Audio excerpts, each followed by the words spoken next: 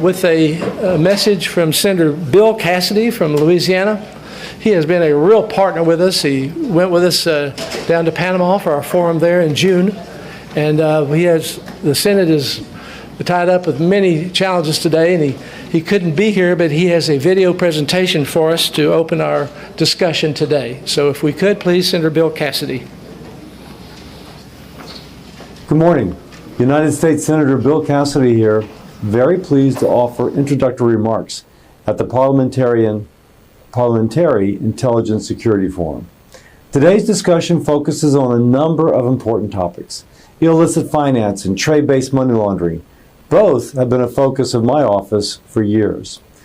Over the past several decades, Congress, private industry, law enforcement, regulatory agencies have enacted reforms making it harder for illicit organizations to move money through the formal banking system. As a result, criminals have been forced to turn to trade markets, legal trade, to launder money rather than traditional money laundering schemes.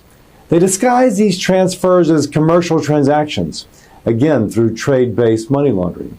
They do this by misrepresenting the price, quantity, or quality of imports and exports.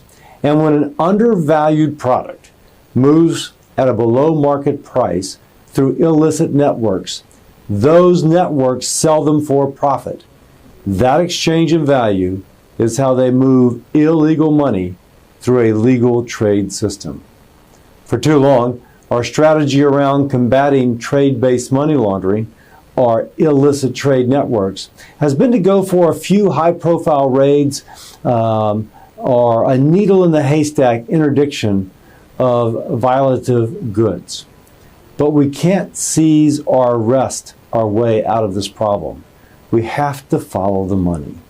We have to identify the sources behind these illicit trade networks.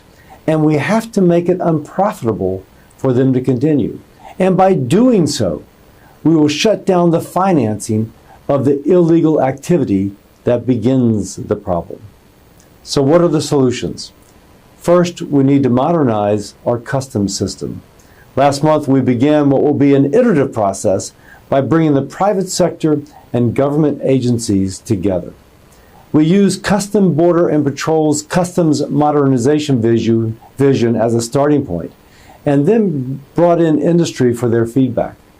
In future iterations, we plan to add trade facilitation, which I know industry needs to compete in an increasingly globalized environment.